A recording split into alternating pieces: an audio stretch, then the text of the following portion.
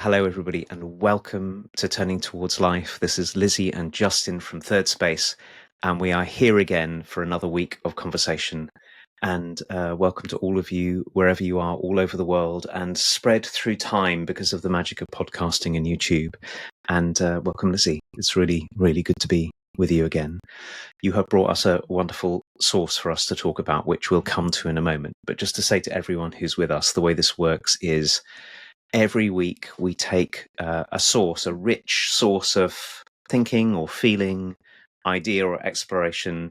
We'll both read it in a couple of minutes, and then a whole conversation will unfold from that. And we've been doing this for, I think this is our 386th week of conversation. So if you're new to us and you want to delve into the very rich and deep archives, you can head over to turningtowards.life or find us on any of the podcast apps or on YouTube, and you'll find all of the previous conversations and sources there for you to explore, which is a wonderful resource, Lizzie. I don't know if this happens to you, but every now and again, somebody will email me or email us, which you can do at hello@turningtowards.life or Lizzie or Justin at turningtowards.life, and say, did you ever talk about fear, or did you ever talk about love, or did you ever talk about something that's very live in that person's life? And then we root around in the archives, and often I'll send something to people. But you can also go and search. If you go to turningtowards.life, you can search there and find what we've talked about before. And I know that many of these conversations turn out to be very helpful for many of you in very many different situations in your life. And whilst you're there, if you want, you can subscribe to our email list, which brings these conversations into your inbox every week. And there are ways to support us there too, if you feel so moved to do something beyond listening or watching. There are ways that you can get involved and help this great endeavour keep going, which we're always very grateful for. So I have nothing more to say, Lizzie, apart from welcome to you, and thank you for bringing us this source this week. Thank you, Justin. I was just thinking how much I don't like podcasts when there's adverts on them, and how this kind of little sweet preamble that we do is so different to an advert for, I don't know, milkshake or something or whatever. And I'm so grateful that we get right into it. I really am. So welcome everybody from me as well. And Justin, thank you for being here as always. So this source is called Children Learn What They Live. And it's by a woman called Dorothy Law Nolte. And it's from an article in a family column from the Torrance Herald newspaper in 1954. And I came across this, Justin, because you'll know, Justin, I forgot to post a source this week on Friday. And I've been on my own all weekend with the children. So since Friday morning. So I really had very little capacity to think about poetry or writing or anything. And I often think, my goodness, if I had done this after I'd had children, like as in begun this after I'd had children, I would never have begun it. So I'm grateful that we began when we did, because it's so full life. And anyway, I'd forgotten, and I thought, what am I thinking about at the moment? What do I want to wonder about more? And so when they were asleep on Saturday night, I started thinking, well, people keep saying this thing about the biggest price our children pay is for the unlived dreams of the parents. And I've often wondered about that and thought, it's so confusing. Like, what does that even mean? Anyway, my sister and I are into this big inquiry about Jungian psychotherapy at the moment and what it means. And a big part of that is dream work. And I know, Justin, you've talked and wondered and delved into your own dreams a lot. And so my dreams are becoming a different thing now. My dreams are becoming like invitations to process and wondering what on earth is going on inside my bonkers unconscious. And it kind of dawned on me that essentially, I think what that thing is saying, and I think it's Jung who said it about the unlived life of the parents is what the children pay for. I think it's about this dream work thing, which is that if I'm not onto my unconscious patterns, my children will bear the brunt of all of them, and I won't even know it's going on.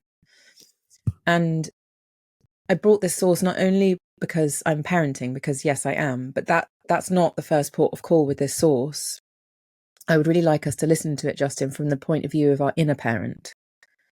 And Justin, you and I are going to be embarking soon on this wonderful work, again, of parts and process, where we're looking at what it means to essentially find our self, with the big self, being a parent to all of our different parts that arise, our young ones, our protectors, our wounded ones, all those ones inside. And so I felt like this poem was something of a link between the unconscious and wondering what that is and how that plays out in our lives, and how we might build and cultivate parts that have us feel well, that have us feel seen, that have us feel safe. And I came across this because I just Googled unlived life of parent impact on child. I love my Google searches. And because I wanted to find a source on it so I could talk with you about it and see what it came to mean, Justin. And this amazing Google search brought up like a ton of brilliant therapists' websites. And so I scrolled through all these therapists' websites thinking, oh my gosh, how wonderful, all these people are doing this work. And it was really wonderful. And somebody had this poem on their website. And it made me think about my inner parent and the way I speak to myself, and how that then translates on how I speak to my children. And as I said, the first port of call on all of this, in any conversation about the way we hold our power, basically, and parenting is one of the, I think, ultimate powers that we hold. And we're powerful in all different roles and ways, whether we're a manager or a leader or in a relationship with someone. We have all these different kinds of power. And I feel like holding this inquiry of what our own inner parent, of course, maybe informed by our own parents or our systems that we got brought up in. If I'm onto my own inner parent and working with that, maybe there's a really big and rich, and I know there is, field of inquiry and inner work and healing that can happen. So anyway, that's a massive preamble to this source, but it feels important to say it so that I'm not just kind of bringing this as this is what one should do as a parent or something. Like, the context feels really important to me. So that's why I'm talking a lot at the beginning here. But anyway, we're going to read and see where this goes. So here we go. Children learn what they live. If a child lives with criticism, he learns to condemn. If a child lives with hostility, he learns to fight. If a child lives with ridicule, he learns to be shy. If a child lives with shame, he learns to feel guilty. If a child lives with tolerance, he learns to be patient. If a child lives with encouragement, he learns confidence. If a child lives with praise, he learns to appreciate. If a child lives with security, he learns to have faith. If a child lives with approval, he learns to like himself. If a child lives with acceptance and friendship, he learns to find love in the world. Thank you, Lizzie.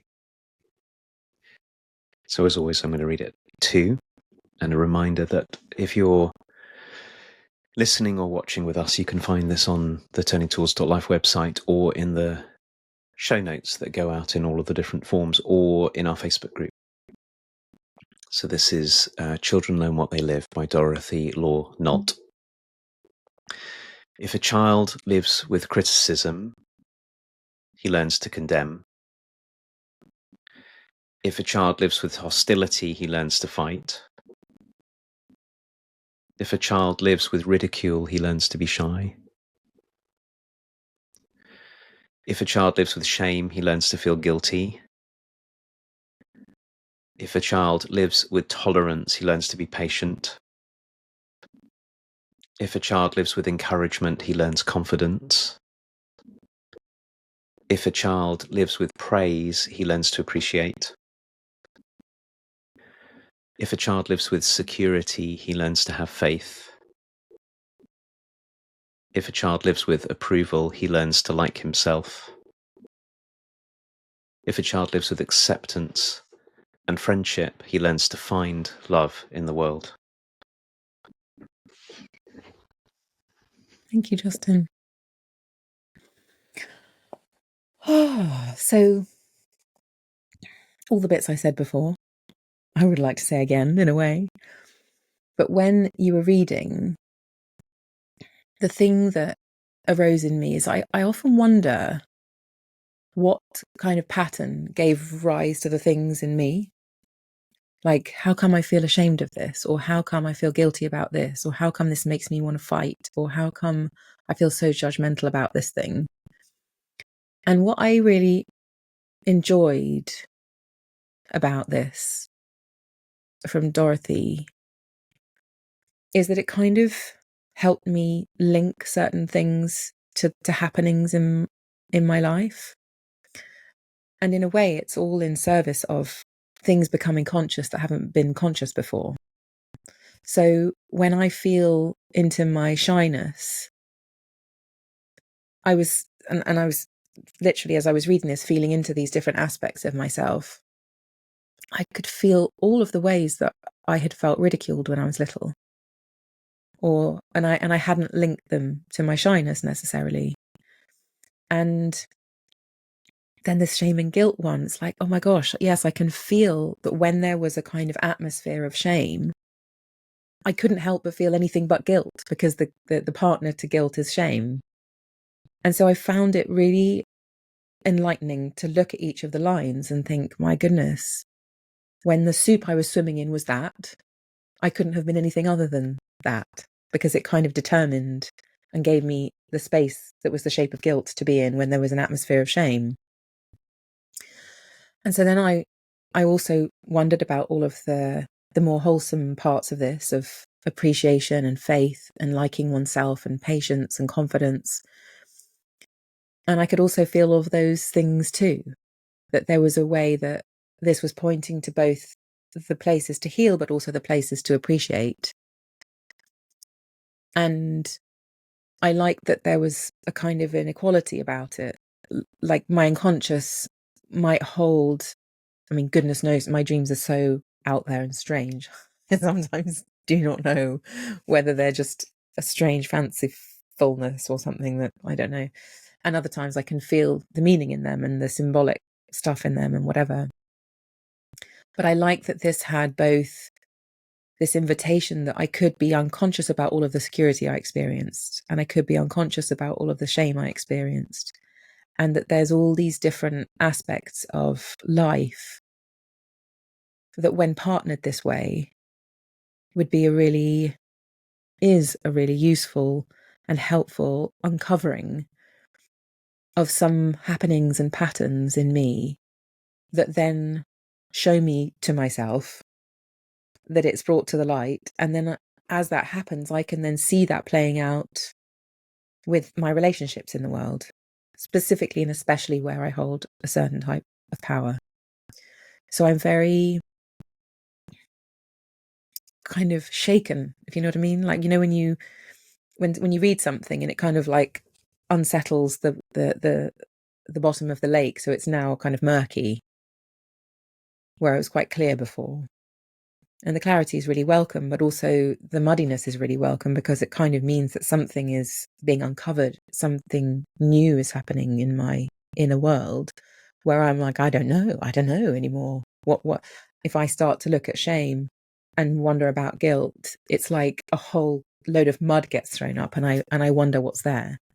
And that's what I felt like this did for me, is it really showed me some mud so that I could begin to start. And then who knows, dreams might come now. It's like I feel related to my dream life in a different way, where when I'm intentionally in conversation about things that are not so conscious in me, then new waves of dreams come that show me different things and bring back memories and are symbolic in particular ways. And I'm really appreciating that kind of part of my human process, where different things get invited to be encountered and shown in my development. I realise, Lizzie, when I first read this source, which I've seen before somewhere, I realised that there would be deeper and shallower ways of reading this. You could read this as a sort of shaming the parents kind of deal here. But what you're inviting us to do is to use it in service of something incredibly important that I think many of us don't necessarily get enough support with in our lives, or maybe don't often attend to enough, but is so rich and life-giving, which is to treat ourselves like a great mystery, to be inquired into and observed and uncovered. So there's a way in which we might think that we know ourselves, but we're also really sort of strangers to ourselves in a way. We got born into a who knows what that was already there, and then we started to get formed in the middle of that soup, I think you called it, or the context, and that formed us and also formed you were talking about the dynamic of inner parts, all the protective parts of us and the parts of us that got pushed away and everything, all of that got formed there. And there was the relationship with our caregivers, which might have been our parents, but might not have been, and the people who taught us in school, if we got to go to school, and our relatives and other adults that we knew. And also they were all swimming in the sea or the soup of what came before them.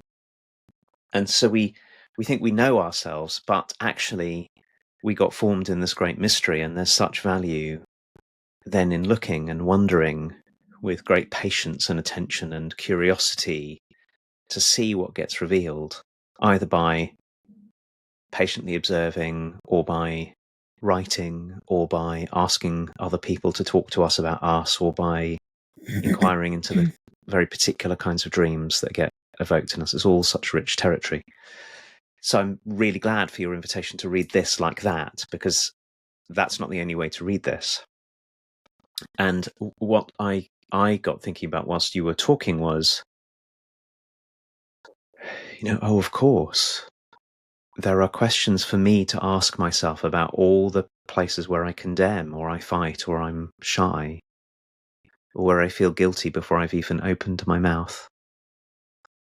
And also the places in me, or where I get to be patient, or have confidence, or appreciate, or have faith, or cherish, or like myself, or find love. Even just beginning to notice that all of those are patterns in me. And that's the way I want to read this. I don't want to read this like a sort of blame game against parents, like, you awful parent, you raised a child who learns to condemn, so you must have criticized. It's so unhelpful. But what is helpful is, there are ways in which in me there's a whole vast world of responsiveness to the world which I've lived through. And I can start to look at what in me, for example, condemns. And there's lots in me that does, by the way. Sometimes condemnation is very appropriate. I want to say that. But I'm interested in the condemnation, or the fight, or the shyness, or the guilt that comes up sort of even before I've made any kind of useful assessment about anything. Like, oh, there it is. Like you said, all of us wield power in our lives in various ways. Even if we're structurally very powerless, we might, there's big things happening in the world of international affairs and politics and things happening right now as we're recording this, big shifts in the world. Most of us have no direct purchase on that, but we do have power when it comes to our parenting, or our partnering, or our working with other people. And so the sense that you're inviting us into, which is to really pay attention to and to be curious about, how does the way that power shows up how does the way that I act show up in me, that is shaped by what came before and will also be shaping who I'm around? This isn't just true of children. This is true of all of our interactions. We're bringing each other into the world all the time. Mm-hmm. So I'm very taken by the curiosity of this. And I want to just say one other thing, which is related to the parenting part. And I can't remember. I'm always reading lots of books simultaneously, and I cannot remember which book I read this thing in. I think it's something I'm reading at the moment. Was pointing out that up until the maybe even the time of the Second World War, but certainly the previous century, most people in the world, if you weren't part of the aristocracy, were subject to the power of others in ways that's quite unknown to us now. Like a lord or a someone could dictate you, Lizzie, you can or you can't work. You can or you can't be this kind of person. So there was a kind of parenting that had to evolve for many, many people, which is that if you didn't get made strong in a particular way, you'd probably just be trampled by the system. You'd be dead. And that's different in many ways to the world we've made now, although there are all kinds of power imbalances and everything. And reading that reminded me that a lot of the way power got used when we were all growing was the best effort that the adults around us could make, given what had happened to them, to try and make sense of a world. If we weren't in an abusive situation, if we were not in that situation. So the reason I'm saying all of this is that the who you get to be and who I get to be now is shaped not only by our parents, but by their parents and by their parents and by their parents and by their parents. And it's like we're swimming in this great stream that came down to us. And I suppose what you're asking of us is, given that, I mean, this is the way I'm hearing your question, given that, what to do? What to do now, knowing that that's been playing its part. Yeah, and the importance for me, Justin, of consciousness, like knowing what's happening, seeing what's happening, being reflective about one's own life, and then in that reflection wondering whether, if anything, might be different. So I remember, Justin, calling my hilarious granddad up, who was one of those eccentric people in the world in a very particular way. He was called Grumpy. And that's what my grandmother said that we should call him, because he was grumpy. But he really loved us. There was no chance that he didn't love us all. I was very lucky to have a granddad until I was in my late 30s. He died when he was 96. So a full, eccentric expression of himself. And I remember calling him up when I was maybe, 9 or 10 or something, and telling him I got 9 out of 10 in a spelling test. And without missing a beat, he'd say, well, what about the other point then? Dead serious. Really genuinely asking me, why didn't I get 10 out of 10? And I remember having picked up the call with such joy. Like, I got 9 out of 10. I only got 1 wrong. That was how I had received it in my structures. And then that's when the kind of inner criticism began, of, oh, maybe I should be looking at what I didn't achieve versus what I did achieve. And that's something that I really want to undo. So if I wasn't conscious of that, if I hadn't reflected on that, if I hadn't understood myself as that little 10-year-old and wondered what impact that had, and then looked at what impact it did have in my life and my education and the way that I received things that weren't 100% perfect, which of course nothing really ever is. If I hadn't have done that, I would be saying that to my children and people around me. I wouldn't be appreciating what they had done. I would be pointing to all the things that they hadn't done or they didn't achieve. And that's a very particular piece of ancestry, like you said, like the soup of it all. And of course, my granddad probably at some point had to be perfect at something. He was a signalman in the Navy in the Second World War. If he got that wrong, death. So I feel like I'm really wanting to not throw it back at him, if you know what I mean, like not criticize him, but to feel encouragement for him and tolerance for him and approval for him for being the way that he was, but also being conscious that that's not something that I want to take forward, because right now it's not necessary. Death is not on the line in a spelling test. But of course, for him, everything was life and death in one way because of the particular kind of trauma and the time in history that he lived, which is really not very long away from right now. And so I was in receipt of all of his stories, of all of the horrors of the things that happened to him, and what he had to do to put that aside, to be a parent and to live. And so when I'm being an advocate for this kind of consciousness, it comes with love. It comes with honoring. It comes with understanding and compassion and choices too. So it's not that I'm kind of writing something off in order to be something else. I don't think that dynamic has worked for me anyway, because it's the same thing going on as I'm judging you and I'm trying to change, but actually my judgment is not healed. It's not a gentle place in me. It's a reactive, or I'm in response or reaction to that thing, rather than coming from a genuine, inclusive place of, I understand that, I have compassion for that, and I'm not going to take that forward, is a very different place than I'm never, ever going to be like that. And I'm shoving it into the shadowy box of neverness, but living it forward from a place of understanding. And that for me is the kind of the beauty of this invitation to our unconscious and the things that we just do as kind of habit. So that when I do have someone who comes to say I got 9 out of 10, I have a choice as to whether I respond as in a, well, what happened to the other one thing, or, my goodness, how does that feel? How do you feel? Let me just leave myself out for a moment of whether I think 9 out of 10 is good enough or whatever. But how do I center the person in front of me and say, well, so tell me, what does that feel like to get 9 out of 10 in your spelling test? Which is a really different response than I received. But it comes from, as I said, like an understanding and a love and a choice at the same time. Well, and all of that makes me think, Lizzie, when you're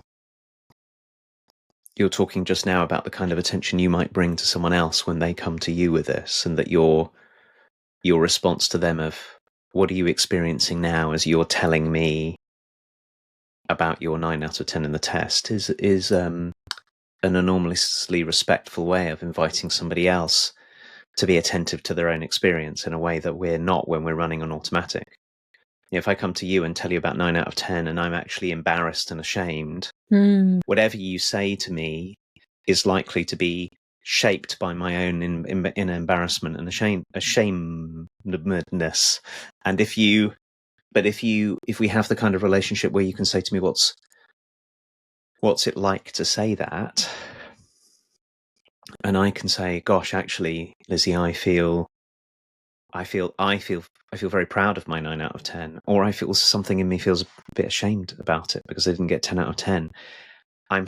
You're helping me know me, which I think is really helpful in the world. And also you're helping you know me too, which is very good for our relationship. And I'm less having to do the sort of double duty of keeping up appearances for you whilst working with something inside. And there are many places in our relational lives where we could be that for each other. And what that also had me thinking whilst you were talking about you and Grumpy and the whole situation, what gave birth to this in him and how you're working with it now, is to loop back to something you said right at the very beginning, which is to say, well, if I come to you, as I've done many times, to tell you about something I've done and how it's gone, everything, what's going on inside me is a whole family of parts of me that have learnt to respond in all of these different ways. And they may well have inside me many of the things that Dorothy Law Nolt writes about in her poem. And they have condemnation and fight and guiltiness and shyness and faith and all of these going on inside.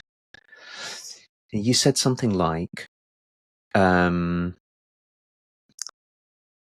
what you're starting to see is that you have a choice about how you respond when you bring something, which I think is very useful language. And sometimes I think the language of I can choose how I respond, what really helps us at that point is to go, I can choose how I relate to all of the different parts inside me that are having this reaction. Because sometimes the I can choose, like if I come and tell you something and I go, well, I can choose not to be ashamed, what I may inadvertently be doing is sort of bullying an inner part of me that feels ashamed not to be ashamed. I'm sort of giving myself a stern inner word. I'm going, don't be ashamed when you talk to Lizzie. And another way of looking at it is, for one reason or another, there's a part of me that feels really ashamed. Who do I need to be towards that part in order that that part can bring itself in the way that's most life-giving? And this is where the poem then becomes really helpful, because if I criticize my inner parts, they learn to condemn or to fight or to be shy. Mm-hmm. So now what you've done is you've raised the question about how we the more spacious, timeless something of ourselves that we all are takes care of and gets to help the parts of us that might, for very, very good reason, have a very tight and reactive view about what's going on and be flooding us with all of their feelings. So we get to be the parent, to wonder what it is to be the parent to the younger parts inside us that Dorothy Law Nolt was probably writing about, adult parents to their actual children, it's my guess, when she wrote it. But we get to ask that question of ourselves. And that's another whole realm of curiosity and possible creativity as well. Mm. Yeah, I'm really appreciating, Justin, you kind of finding language, I guess, for the big journey in between compassion and understanding and having a choice. Because I know that those things are still there in me. I know that there's an avenue that goes, well, what about perfection? I know that. And yet I don't have to do that. But to get to that point is a journey.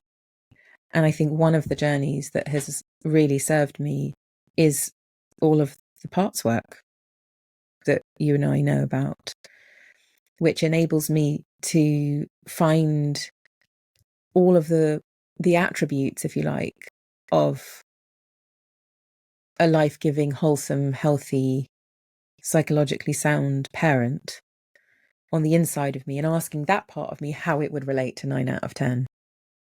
And really doing that work, like really, really doing that, so that there is a sense of agency around my habitual learned behavior versus what I would like to cultivate in my life.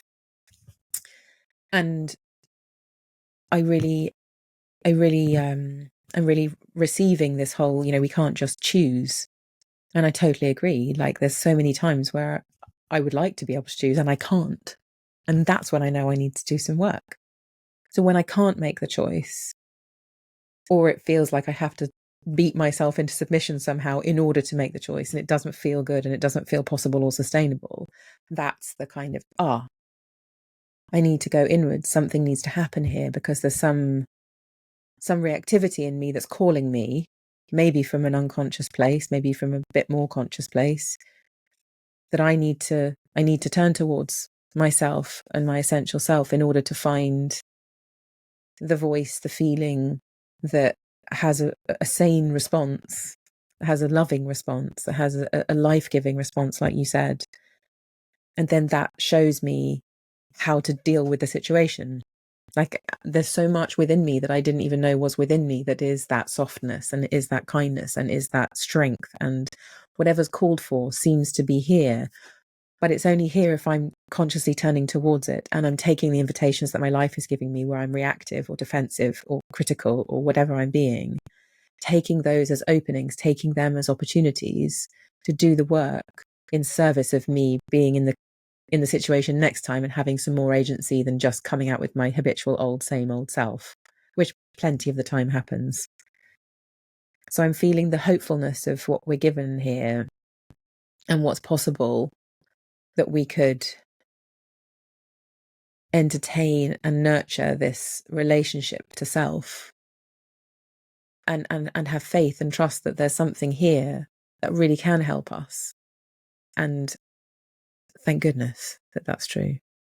And I want to thank Dorothy for writing this at the time that she wrote it, maybe in some way, in a kind of, this is what you should do kind of way. And I love that as things live on and they're in different people's hands, maybe she didn't, by the way, I don't know. I really don't know. Maybe it was parts work she was doing in 1954. But I love it that this is what we are able to do, to take something and all have different interpretations of it and work with it. And I just want to take a second to appreciate this practice that we do, Justin, where we have this thing between us and then we see what's born. And every single time, I can say without fail, something gets born here that's new to me, that feels like a new expression, that's a new kind of gem, that unearths something beautiful and important every single time that we gather and we have these little jumping off points. They're not little, they're big. So I want to thank you, Justin, for diving off the board with me every time, and thanking everyone just for being here with us. And thank you for Dorothy, and thank you for all those therapist websites that I got to trawl through in service of finding us a source this weekend. And we'll be back with another source chosen by Justin next week on Sunday again. Thanks, everyone. Bye-bye.